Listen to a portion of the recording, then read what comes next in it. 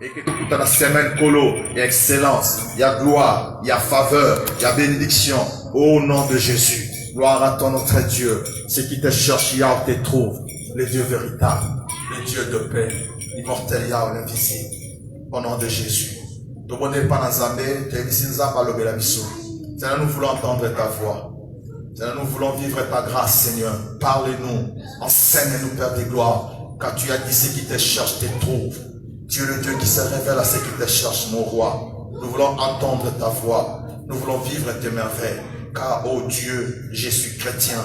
Que les thèmes que nous évoluons enseigner. Que la gloire te soit dit, Seigneur, dans le nom de Jésus. Ça fait prier. Amen. Alléluia. Amen. Acclamez très fort pour Jésus. Il est le Seigneur. Il est le roi des rois. Amen. Nous parlons, je suis chrétien. Ça c'est notre sujet. I am a Christian. I am a Christian. On m'a posé la question, on me dit ceci, qui es-tu, monsieur? Je ne dis pas que je suis Malachi, mais je suis chrétien. Qui veut dire, je suis chrétien. Je suis chrétien. Je suis chrétien. On posa la question et dit, qui es-tu, messieurs? Les deux hommes se rencontrent en cours de chemin. Ils disent, qui es-tu? Il dit, je suis chrétien. Est-ce que réellement toi tu es chrétien? Il dit, je suis chrétien. Tu es chrétien. Qu'est-ce qui prouve que toi tu es chrétien? Et la Bible déclare, lorsque Séphora, Moïse a fui la maison de Pharaon, et la Bible déclare, Séphora rencontrant Moïse dans la pluie, Moïse dans la pluie, il dit à son père, un Égyptien a pris notre défense. Et qu'est-ce qui fait qu'ils ont su que Moïse est un Égyptien? Comment ils ont su que Moïse est un Égyptien?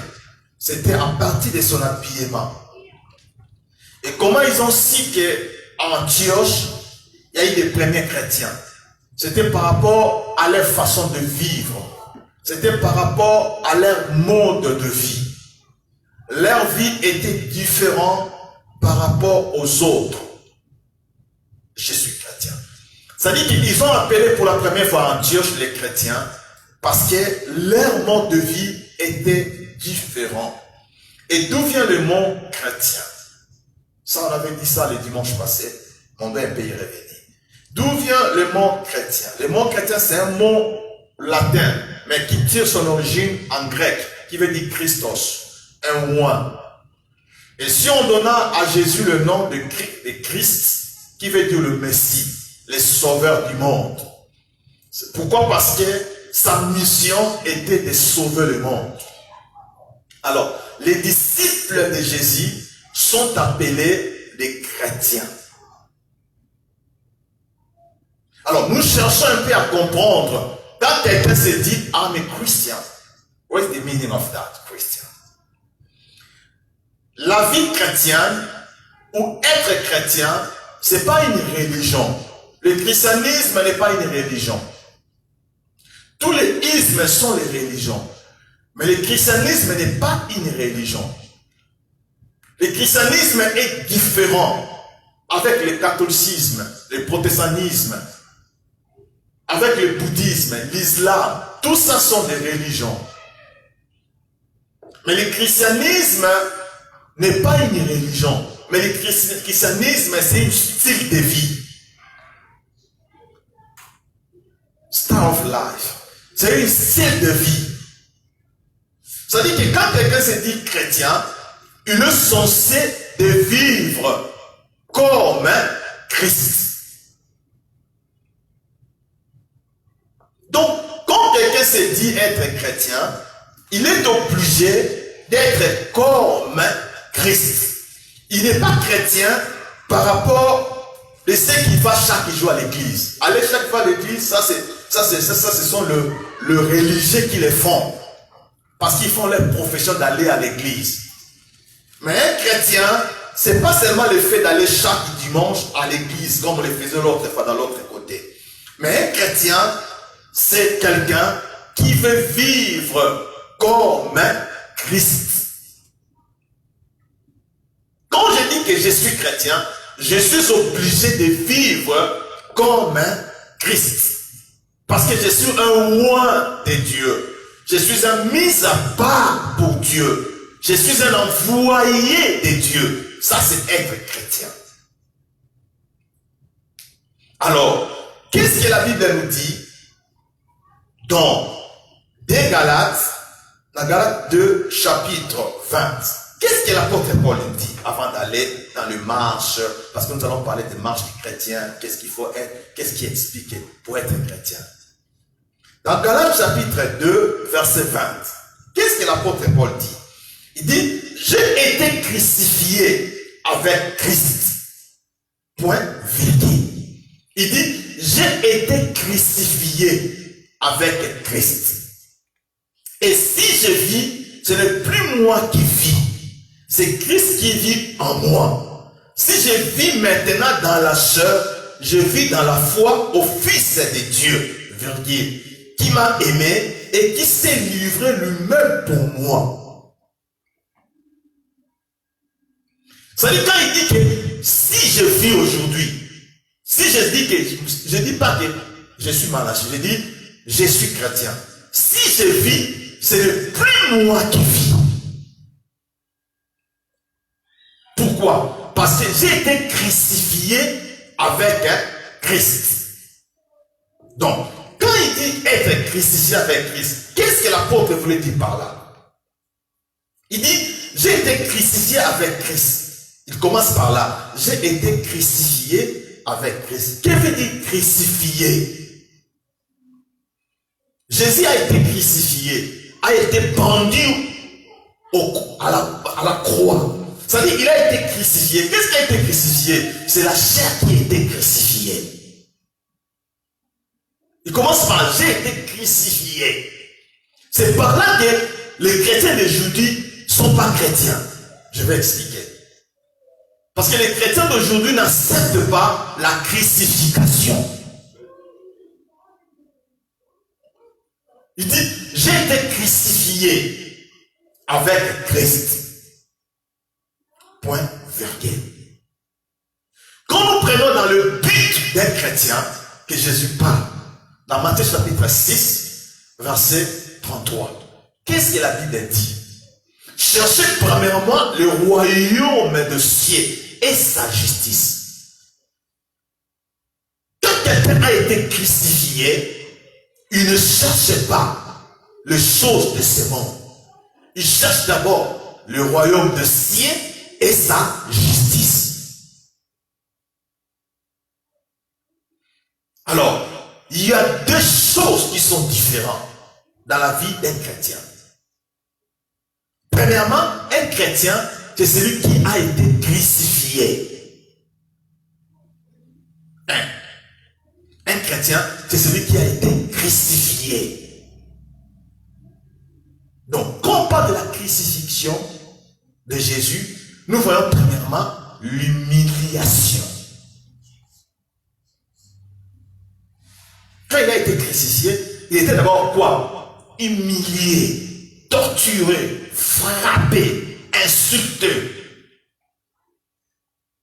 Et enfin, pendu, crucifié à la croix.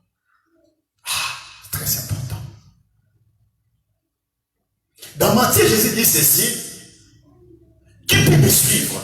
Premièrement, il doit commencer par renoncer lui-même. Matthieu, Jésus dit cela, qui peut me suivre? Qui peut être chrétien? Il doit commencer par renoncer premièrement à lui-même. Renoncer. Deny himself. Renoncer premièrement, un chrétien. C'est quelqu'un qui sait renoncer premièrement. Deuxièmement, qu'il porte sa croix. Et troisièmement, enfin, il peut me suivre. Qui peut dire que je suis chrétien? Premièrement, c'est celui qui sait renoncer. Quand on dit renoncer, deny yourself en anglais. Ça, c'est un chrétien. Je ne suis pas chrétien parce que je pars à l'église, je suis un pasteur, je presse l'évangile. Non. Je mets devant les gens, je chante. Non. Je suis chrétien. Pourquoi? Parce que je vais suivre Jésus. J'ai renoncé d'abord, premièrement, moi-même, je me suis renoncé. J'ai accepté d'apporter la croix. Et enfin, je suis Jésus et devenu chrétien. Alors, Paul dit, j'ai été chrétien avec Christ. Et si je vis, virgule, si je vis conditionnel. Il dit, et si je vis, virgule. Ça, c'est pas point virgule. Et ce n'est plus moi qui vis. Donc, si je suis en vie aujourd'hui, moi chrétien, ce n'est plus moi qui vis, mais c'est Christ qui vit en moi. Ah.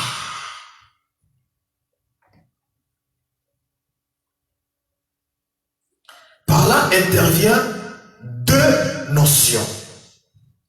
Christ, le roi de Dieu, le Messie, le sauveur du monde, qui vit en moi. Ah, donc, Christ qui vit en moi.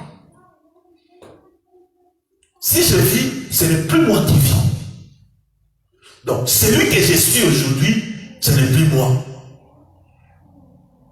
Donc, c'est plus moi qui vis, mais c'est Christ qui vit en moi.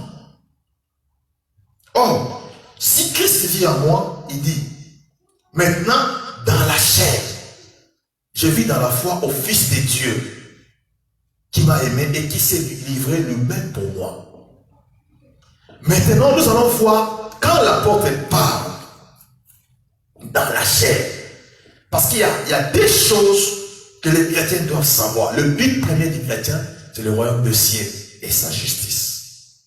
Pourquoi? Parce que il y a des vocations sur cette terre des vivants. Il y a la vocation de l'église d'un chrétien et il y a la vocation d'Israël.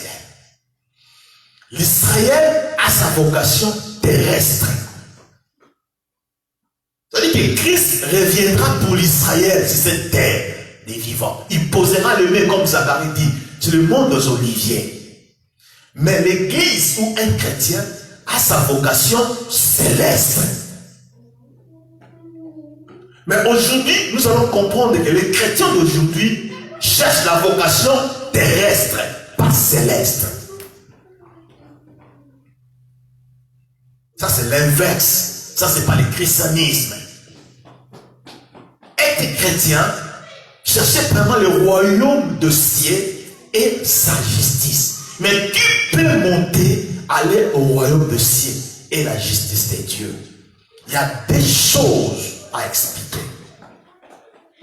Premièrement, il y a la chair et il y a l'esprit. Il y a la chair et il y a l'esprit. Il y a la chair et il y a l'esprit. Les obstacles de la vie chrétienne commencent d'abord par la chair. Parce que les chrétiens d'aujourd'hui, ils ne sont pas chrétiens. Ils sont comme chrétiens, soi-disant chrétiens, mais ils ne sont pas chrétiens. Pourquoi? On va expliquer. C'est-à-dire que dans Romains chapitre 8, on va lire quelque chose. Dans Romains chapitre 8, versets 5 à 13. Excusez-moi de lire un long passage. Romains 8, 5 à 13. Qu'est-ce que l'apôtre nous dit dans Romains? Il nous explique maintenant, chrétien. Romains 8, 5 à 13. C'est en effet qui vivent selon la chair s'affectionnent aux choses de la chair. Tandis que ceux qui vivent selon l'esprit s'affectionnent aux choses de l'esprit.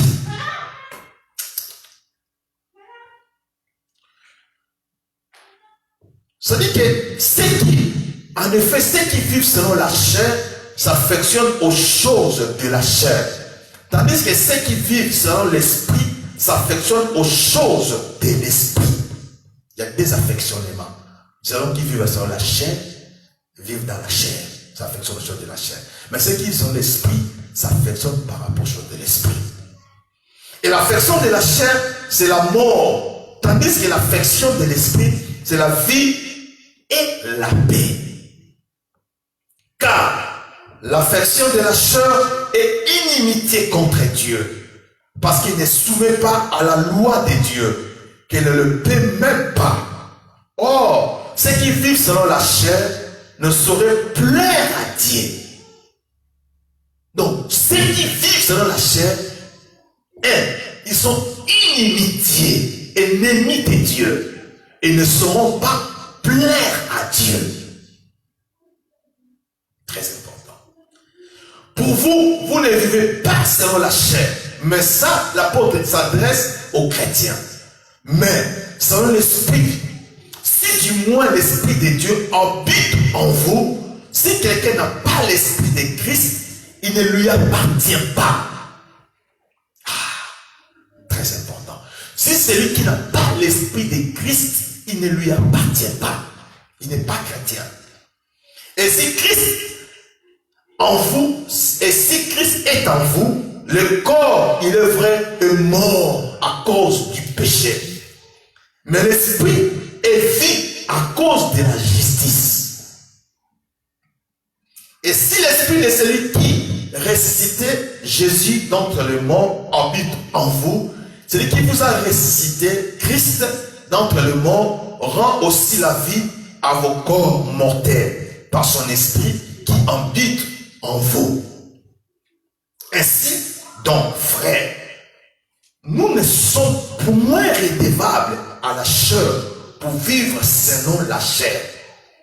Très enfin, si vous vivez selon la chair, vous mourrez, mais si par l'esprit, vous faites mourir les actions du corps où vous vivez. Qu'est-ce que la chair que l'apôtre parle ici pour les chrétiens? Très important. On pose la question, qu'est-ce que la chair? Voilà. Quand Dieu créa l'homme tripartite. Dieu créa l'homme avec l'esprit, l'âme et le corps.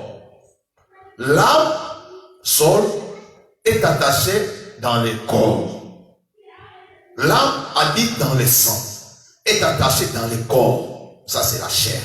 Ça, c'est la partie matérielle de l'homme. Mais l'esprit est la partie spirituelle. Et quand vous lisez ici l'esprit que l'apôtre parle ici, c'est un nez capital, un majuscule, qui veut dire quoi? L'esprit de Dieu. Parce que Dieu est esprit. Il y a deux parties dans l'homme. Partie matérielle, visible, et il y a la partie invisible de l'homme. Quand Dieu traite avec l'homme, Dieu ne traite pas avec l'homme à partir de la chair, mais à partir de son esprit. C'est dans l'esprit de l'homme que Dieu communique. C'est ce que nous appelons l'onction. L'onction, ce n'est pas le fait de faire tomber les gens. L'onction, c'est le caractère que cet homme a dans son esprit. Ce qui fait de l'homme spécial, ce n'est pas ce qu'il est, mais ce qui est en lui. Et qu'est-ce qu'il fait aujourd'hui? Les gens n'ont pas cette onction devant les malades, devant les situations. Parce qu'ils vivent selon la chair. Et qu'est-ce que l'apôtre nous dit par rapport à la chair? Allons dans Galates chapitre 5. Galates 5. Je parle des choses que Dieu m'a parlé. Parce que Galates chapitre 5. Je commence par 17 et jusqu'à 19. Qu'est-ce que la Bible nous dit? Car la chair a des désirs contraires à ceux de l'esprit. Donc la chair a des désirs contraires à ceux de l'esprit. Ils sont opposés. La chair a des désirs contraires à ceux de l'esprit. Ils sont opposés. Donc la chair s'oppose à Dieu. La chair s'oppose à Dieu. La chair est inimitié, ne plaît pas à Dieu. Car la chair a des désirs contraires à ceux de l'esprit. On dit toujours l'esprit ici est majuscule, l'esprit de Dieu. Et l'esprit en a des contraires à ceux de la chair. Et l'esprit en a des contraires à ceux de la chair. Ils sont opposés entre eux. Afin que vous ne fassiez point ce que vous voudriez. Si vous êtes conduit par l'esprit, vous n'êtes point sous la loi. Or, les œuvres de la chair sont évidentes. Ah, les œuvres. Quelles sont les œuvres de la chair? Suivez-moi très bien. Sont évidentes. Ce sont la débauche, l'impureté, les dérèglements, l'idolâtrie, la magie, la rivalité, kimonémie, le querelle, les jalousies, les animosités, les disputes, les divisions, le secte, l'envie, l'ivrognerie, les excès des tables et les choses semblables. Je vous le dis d'avance, comme je l'ai déjà dit, ceux qui commettent de telles choses n'hériteront point le royaume de Dieu.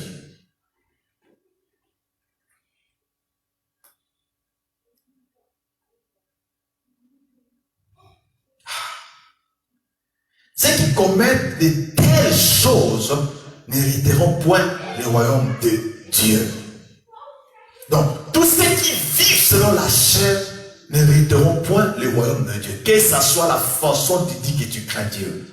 Mais quand tu te retrouves dans ce genre d'histoire, tu n'hériteras pas le royaume de Dieu.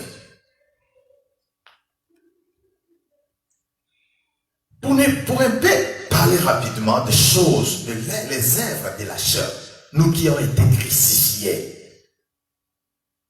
nous ne sommes pas obligés de vivre encore sur ce genre d'histoire.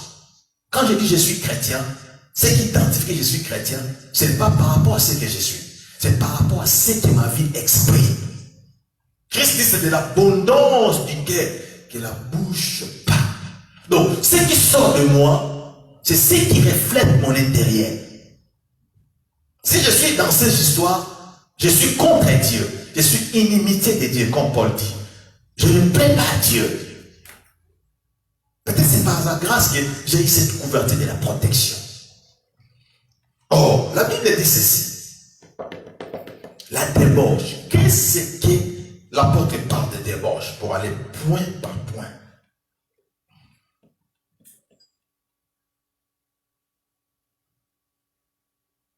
Prenons Ephésiens chapitre 4, verset 17 à 25. Ephésiens. Nous allons un peu numérer et on va continuer demain, dimanche par sa grâce, à parler de choses ici parce que nous sommes chrétiens. Amen. On doit enseigner au peuple parce que nous ne voulons pas aller en enfer. Parce qu'Ézéchiel dit si tu n'avertis pas. Ephésiens chapitre 4, la marche d'un homme nouveau en Christ. La Bible dit dans 2 Corinthiens chapitre 5 verset 17, si quelqu'un est en Christ, il est devenu une nouvelle création, une nouvelle créature. Mais ici, qu'est-ce que l'apôtre dit? Ça, c'est un ordre que l'apôtre donne. Il dit, voici donc ce que je dis et ce que je déclare dans le Seigneur. Vous ne devez plus marcher comme le païen qui marche selon la vanité de leurs pensées. Ils sont intelligents, ils ont intelligence obscurcie. Ils sont étrangers à la vie de Dieu à cause de l'ignorance qui est en eux, à cause de l'endurcissement de leur cœur. En 19, il dit, ayant perdu tout sentiment, ils se sont livrés au dérèglement pour commettre toute espèce d'impureté, joindre à la cupidité. Il dit, ça c'est un ordre que l'apôtre nous dit. Ça c'est un ordre que l'apôtre donne. Voici donc ce que je dis et ce que je déclare. Il déclare, ça c'est l'apôtre qui dit ça. Les païens ont l'intelligence obscurcie. Quand tu vis avec païen, il est aveugle. Il a l'intelligence obscurcie. Mais un chrétien, c'est quelqu'un qui a l'intelligence ouverte que Dieu l'a donnée. Très important. Dans verset 20, il dit ceci. Mais vous, ce n'est pas ainsi que vous avez appris Christ. si du moins vous l'avez entendu, et si conforme à la vérité, est en Jésus, est à lui que vous avez été instruit à vous dépouiller par rapport à votre vie passée du vieil homme qui se corrompt par les convoitises trompeuses. Nous allons parler un jour du vieil homme pour identifier qui est et à être renouvelé dans l'esprit et de votre intelligence. À revêtir l'homme nouveau, créé selon Dieu dans une justice et une sainteté que produit la vérité. C'est pourquoi renoncez au mensonge et à chacun de vous parle selon la vérité à son prochain. Car nous sommes membres les uns des autres. Si vous vous mettez en colère, ne péchez point, que les soleils ne se couchent sur votre colère. Ne dormez pas assez avec les diables. Et dans verset 30, qu'est-ce que l'apôtre nous dit? Parce que nous allons préciser quelque chose ici, dans les œuvres de la chair. La Bible dit dans verset 30, il dit, n'attristez pas le Saint-Esprit de Dieu, par lequel vous avez été scellés pour le jour de la rédemption. Verset 31, que toute amertume, toute animosité, toute sorte de clameur, toute calomnie et toute espèce de méchanceté disparaissent du milieu de vous. Soyez bons envers les autres. Dans chapitre 5, l'apôtre nous dit quelque chose encore, quand nous voulons parler.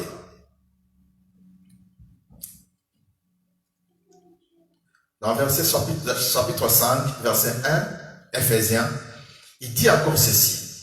Devenez donc les imitateurs de Dieu comme les enfants bien-aimés. Marchez dans l'amour, dans l'exemple de Christ, qui nous a aimés et qui s'est livré nous-mêmes à Dieu pour nous, comme une offrande et sacrifice de bonne odeur. Verset 3, il dit que la débauche, ni aucune impureté, ni la cupidité ne soit pas même nommé parmi vous, ainsi qu'il convient à des saints.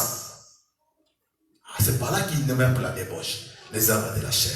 Ça dit que les œuvres de la chair sont une inimitié contre Dieu. Quand quelqu'un veut se plaire au monde, qu'est-ce que les débauches? On va comprendre qu'est-ce que la Bible parle ici des débauches. L'impureté ni la cupidité, c'est l'amour de l'argent. Ne soient pas même nommés parmi vous, ainsi qu'il convient à de saints. Quant à ni paroles grossières, ni propos insensés ou équivoques, choses qui sont contraires à la bienséance, qu'on entende plutôt des actions de grâce. Car, chassez les biens, aucun débauché ou impie ou cupide, c'est-à-dire l'idolâtre, n'a d'héritage dans le royaume de Christ et de Dieu. Très important, nous allons continuer. Quand on parle de débauché, qui veut dire, les débauchés, c'est l'ensemble des désordres caractérisés dans ces mondes ici, dans les mondes païens. Tout l'ensemble des désordres. C'est ça ce qu'on appelle débauche. Tous les désordres que tu trouves dans ces mondes ici, qui ne plaisent pas à Dieu. Mais quand on dit qu'un débauché, un cupide, n'héritera pas le royaume des cieux. Le but de nous chrétiens, c'est un jour d'hériter le royaume des cieux. Ce n'est pas d'être béni avec le matériel, l'argent dans ce monde. Non, c'est le royaume des cieux. Mais quand on parle dans l'œuvre de la chair de l'ivrognerie, nous allons expliquer. L'ivrognerie, c'est le fait de toucher à tout ce qui est drogue, alcool, tout ça. C'est ça qu'on appelle l'ivrognerie. Un ivrogne, c'est celui qui touche à des choses là. Pourquoi? Parce que ça affecte. Je vais donner le point qui produit l'alcool et le tabac dans le corps humain. Parce que la Bible déclare dans 1 Corinthiens, chapitre 3, verset 16, notre corps est le temple de Dieu. Si quelqu'un les détruit, Dieu les détruira.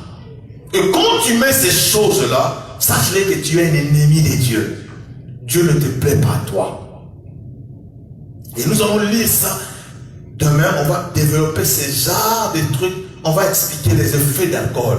Comment l'alcool réduit le cerveau. Comment un parent qui est alcoolique, ses enfants ne seront pas intelligents. Et Dieu contre cela. Nous allons expliquer les effets d'alcool.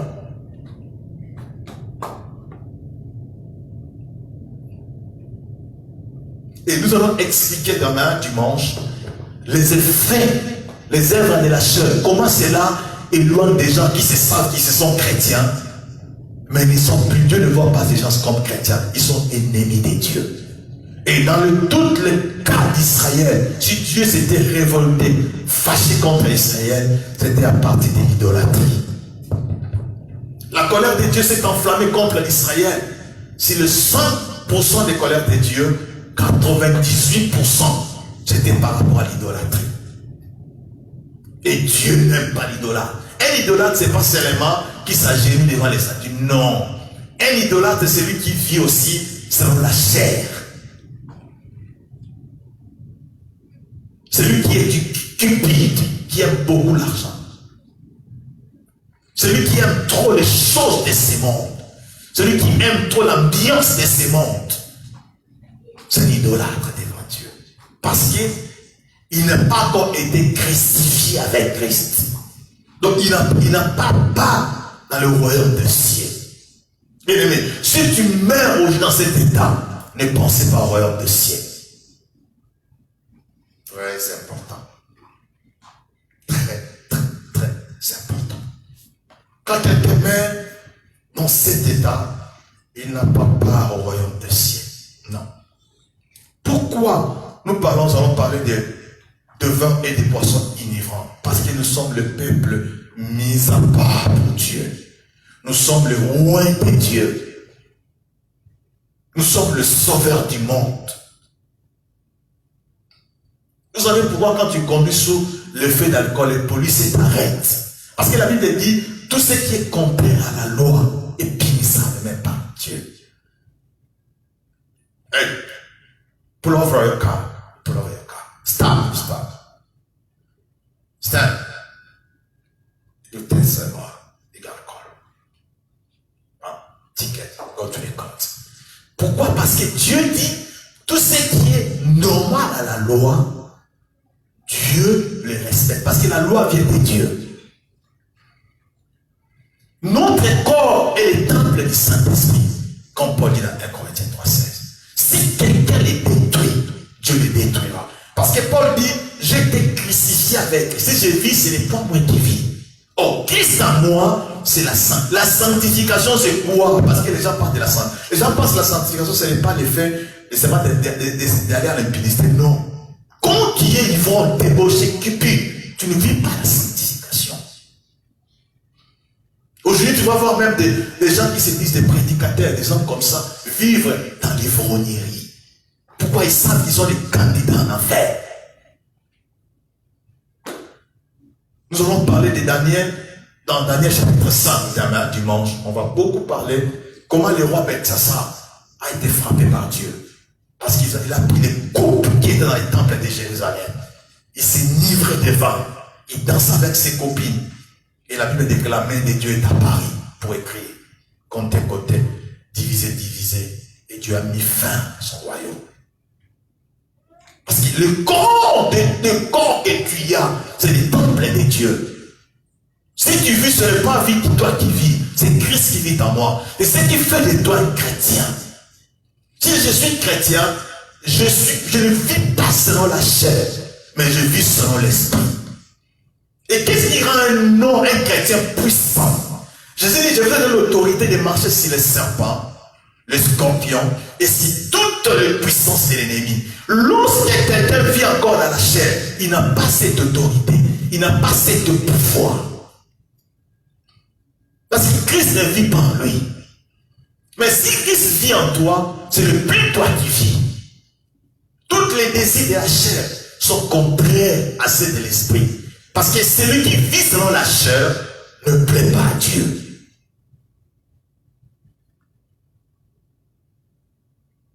Et Jésus dit ceci dans Matthieu, il dit, ils prophétiseront même à mon nom, ils feront même des miracles à mon nom. Je leur dirai ceci, je ne vous ai jamais connu. Vous savez pourquoi? Parce qu'ils vivaient selon la chair. La grâce de Dieu se manifestait dans leur vie. Parce que Dieu voulait sauver les gens à travers cet instrument. Mais au temps de la fin, Dieu dit ceci, je ne vous ai jamais connu. Judas était un apôtre de Jésus, il a fait des miracles. Mais on l'a appelé un fils de perdition.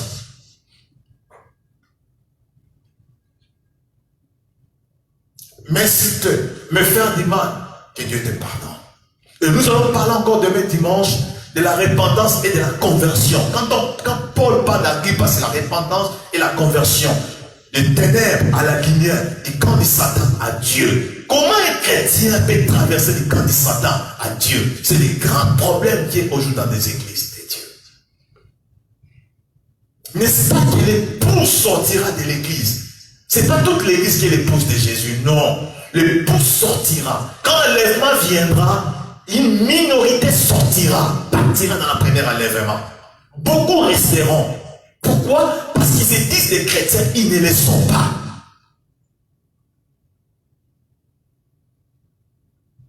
Beaucoup se disent chrétiens, mais ils ne le sont pas.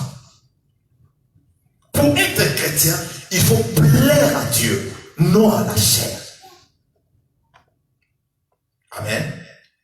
L'enlèvement, ce sera pour les minorités seulement. Mais le jugement va commencer dans l'église de Dieu. Pourquoi? La Bible dit que le jugement va commencer dans l'église de Dieu. Pourquoi? Parce que les gens qui se sont dit des chrétiens, ils ne marchaient pas à la manière des chrétiens.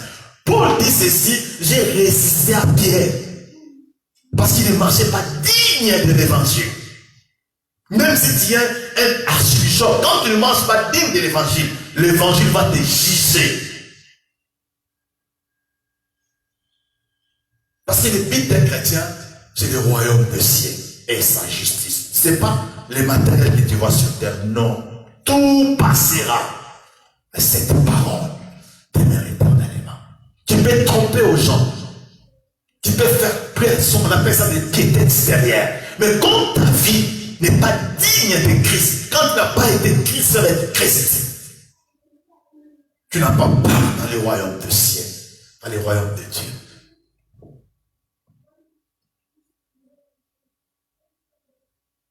Bien aimé, tu peux tromper les gens par l'apparence. On te voit, oh non, celui-ci c'est un homme qui craint Dieu. Mais Dieu voit ce qui est dans l'homme, qu'est-ce qui est en toi. Je voulais te dire quelque chose qui va te choquer aujourd'hui. C'est que Dieu m'a dit. Parce que depuis hier j'étais en jeûne. Dieu m'a dit que tous ces gens qui touchent aux fruits des arbres de vie, quand ils se mettent à prier, Dieu n'entend pas leur prière. Et si tu veux l'expérience, prends le vin, prends l'alcool, bois ça. Et quand la pluie arrive, la nuit dans ta maison, vous mourrez. Parce que Dieu n'est pas là.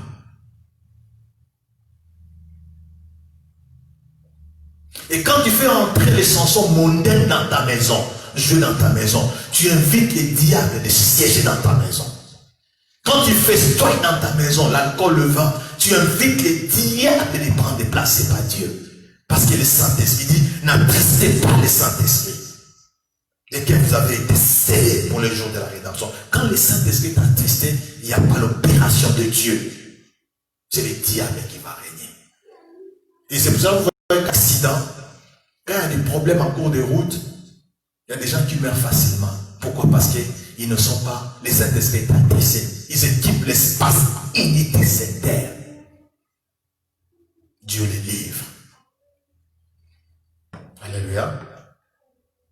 Alléluia. Très important. Quand tu adores Dieu dans ta maison, tu attires la présence. Le Saint-Esprit n'est pas attristé.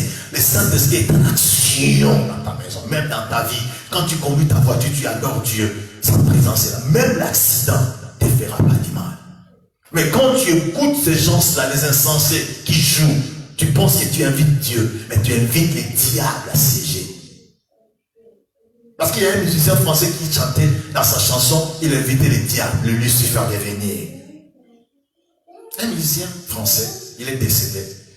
Dans sa chanson, il chantait, il adorait les diables de venir. Et les gens écoutent ces genres de chansons, adorent aussi les diables. Dans toutes les religions, tout est permis. Mais dans le christianisme, tout n'est pas permis. Pourquoi? Parce qu'il y a le Saint-Esprit. Alléluia. Très important. C'est ça notre différence. Moi, je suis chrétien. Et toi?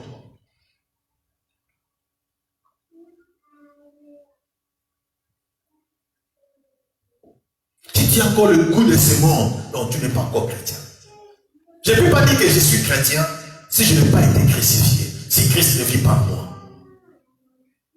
Et si je veux faire du mal, le Saint-Esprit va m'interpeller. Tu fais du mal, il va t'arrêter. Pourquoi? À cause de l'intérêt du royaume des cieux. Amen. Bien-aimé, réponds ton son. Réveille-toi, toi qui dors. Christ t'éclairera. Dieu me dit, le peuple est perdu parce qu'il manque la connaissance. Si on n'enseigne pas les choses à l'église de Dieu, ce n'est pas le fait de faire tomber les gens qui te disent que tu as l'onction. Le diable aussi le fait. Lorsque Moïse faisait des miracles en Égypte, les magiciens les faisaient aussi. Et qui te dit que celui qui fait tomber les gens, Dieu est avec lui. Et tu vas caractériser ces gens-là par l'effet de l'alcool, les boissons, l'ivresse, les débauches. C'est ceux qui identifient qu'ils vivent dans la chair. Mais celui qui vit selon l'esprit, vous allez voir l'humilité, la paix. Et Dieu prend compte de ses serviteurs. Il soutient ses serviteurs. Qui ne se suit pas par les maîtres du roi. Comme Daniel avait dit. Je ne me suis pas par les maîtres de ces rois. Le roi de ce monde a ses fruits. Qui devait avoir des enfants plus intelligents, ne touchez pas l'alcool. Parce qu'il est gêne, parce que l'alcool entre même dans ton sang, affecte les enfants. Et hier, j'ai suivi un documentaire, on expliquait les effets d'alcool dans le cerveau humain. Comment ça affecte le cerveau humain. L'alcool est appelé les drogues, qu'on appelle l'héroïne. Tout ça, ça fait partie de les drogues, ça affecte le cerveau, ça empêche les gamins. Non, un peu d'alcool à côté de son mari, détruit même ta descendance. C'est une malédiction jusqu'à la 4e génération. Tous les gens qui touchent à ça, ils ne vont pas aller loin avec Dieu. Parce qu'ils sont ennemis de Dieu. Bien aimé, quand tu es l'ennemi de Dieu, c'est pitié pour toi. Moi, je ne serai jamais l'ennemi de Dieu. Alléluia. Quand tu fais ça, tu es ennemi de Dieu. Je te dis aujourd'hui, si je ne parle pas des choses, Dieu va me punir. Je te dis aujourd'hui, tu es ennemi de Dieu. Et celui qui vit selon la chair est inimitié contre Dieu. Donc je ne perdais pas mon temps d'être inimitié contre Dieu. De ne pas plaire à Dieu. Non, je ne perdais pas mon temps. C'est pas des vivants. Leur maître, c'est le diable.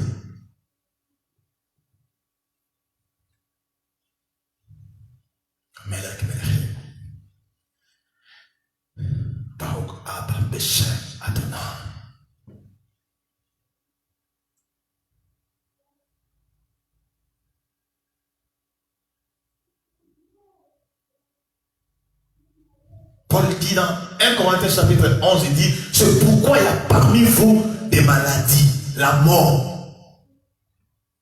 C'est pourquoi parmi vous il y a trop d'histoires qui entrent. Mettons-nous debout maintenant, nous allons prier Dieu. Nous allons implorer sa miséricorde. On a été peut-être ignorants. La Bible a tout dit.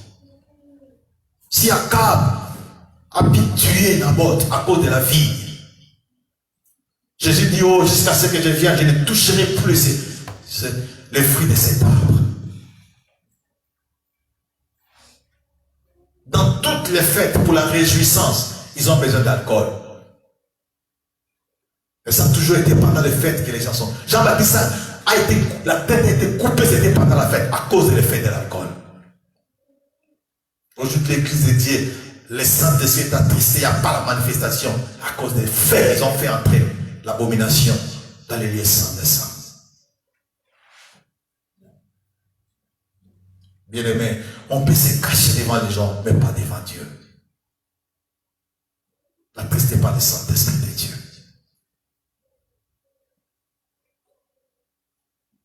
Ceux qui sont morts aujourd'hui, peut-être, ils n'ont pas eu cette grâce d'entendre cette parole. C'est dans des jeûnes et dans des prières